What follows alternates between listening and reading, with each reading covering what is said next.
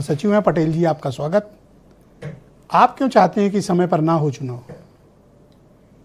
आदरणीय मिश्रा जी, फिर मैं आपको बहुत बहुत धन्यवाद दूंगा कि हमारे देश और प्रदेश की 70% जनता गांव में रहती है और आपका चैनल गांव के लोगों की वास्तव में बहुत गंभीरता से फिक्र करता कम है। से कम किसी ने तो मेरे प्रयास को सराहा। नहीं, पूरा वरना नंदकिशोर और अनिल दुबे तो लड़ने आ गए थे।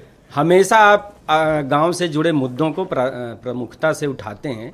कम से कम आप चर्चा कराते हैं तो गांव के लोगों को इससे बड़ी स्पष्टता और राहत मिलती है, प्रतीक्षा रहती है। बहुत फोन आते हैं लोगों के कि भाई चुनाव क्यों नहीं हो रहे हैं। और मैं अपनी बात रखना चाहूँगा।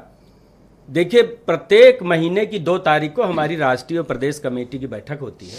अभी 2 अप्रैल को बैठक में हमारी नेता माननीय राष्ट्रीय अध्यक्ष अनुप्रिया पटेल जी ने स्पष्ट कार्यकर्ताओं को निर्देश दिया, कमर कस के पंचायत चुनाव के लिए आप लोग तैयार रहिए, तैयारी अपनी जारी रखिए। नंबर 1। अब देखिए, कुछ व्यवहारिक चीज़ें जो अभी चर्चा में आई हैं। 15 देखिए 2 चीज़ें हैं मिश्रा जी, हम लोग व्यवहारिक चीज़ों पे भी बात करें। 15 अप्रैल को मतदाता सूची आ रही है और उसके बिना चुनाव हो नहीं सकता। राज्य की केंद्र की राज्य की पंचायत चुनाव की।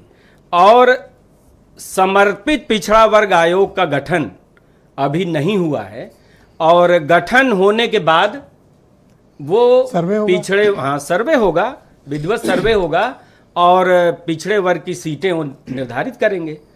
और जाहिर तौर पर व्यवहारिक जो बात मैं कर रहा हूं उसमें समय लगेगा।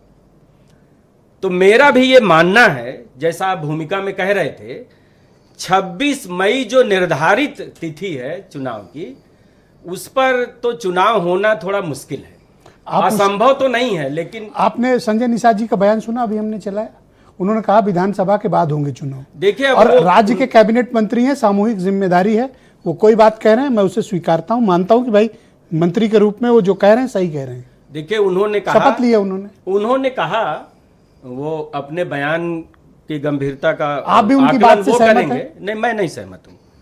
हमारे क्या चाहते हो? देखिए, हमारे नेता कैबिनेट मंत्री राष्ट्रीय उपाध्यक्ष आदरणीय आशीष पटेल जी का भी 2-3 दिन पहले पंचायत चुनाव के बारे में बयान आया था। क्या कहा उन्होंने? कि सरकार तैयारी कर रही है, चुनाव कराने के लिए सरकार कटिबद्ध है। लगातार उन्होंने 3 बार कहा, सरकार हमारी चुनाव कराने के लिए कटिबद्ध है। कटिबद्ध पर कितना कटिबद्ध है कि एक आयोग नहीं बना पा रहे? ये कौन सा कटीला बांध है जो आप लोग को कटिबद्ध किए हुए? मैं एक ऑर्डर निकालिए, कहिए हो गया। नहीं, कुछ होगी कठिनाई सरकार की। अब हम सहयोगी संगठन है, आप लोग से बात इतनी गहराई से तो हमें जानकारी नहीं है कौन सी भाई। जब आपके राष्ट्रीय उपाध्यक्ष कटिबद्ध हैं, हमारे नेता जो बयान देते हैं हम तो उसी को आधार आप ही के नेता ने तो कहा कटिबद्ध हैं, कटिबद्ध हैं, कटिबद्ध हैं। हाँ, तो ये कटिबद्ध हैं तो ऑर्डर क्यों नहीं निकाल रहे हैं? देखिए, मैं सरकार के प्रतिनिधि के रूप में ये कह सकता हूं, अभी कोई सरकार की तरफ से, माननीय मुख्यमंत्री की तरफ से, माननीय मुख्य सचिव की तरफ से कोई ऐसा बयान नहीं आया है कि हम चुनाव नहीं कराना चाहते या नहीं कराएंगे। हम तो यही मानेंगे ना जब सरकार का कोई सरकारी कोई आदेश आए, सरकारी कोई बयान आए। तो आप ही तो कह रहे हो कि अब तो 26 मई तक हो ही नहीं पाएगा। मुश्किल है, मैंने कहा मुश्किल है, असंभव नहीं है सरकार के लिए। आपकी मांग क्या है? हमारी मांग है कि समय पर चुनाव हो, जो कि नहीं हो और गांव की सरकार। देखिए, गांधी जी की परिकल्पना थी ग्राम स्वराज की, और ये सुरेंद्र जी से बेहतर कौन जानेगा। हाँ। तो वो परिकल्पना साकार होगी, गांव की सरकार बनेगी। थोड़ा समय लग रहा है, हमें धैर्य रखना चाहिए। अपने चुनाव में ये धैर्य आप लोग क्यों नहीं रखते हो? नहीं, अपना गांव के कार्यकर्ता के चुनाव में आप उसको धैर्य सिखा रहे हो।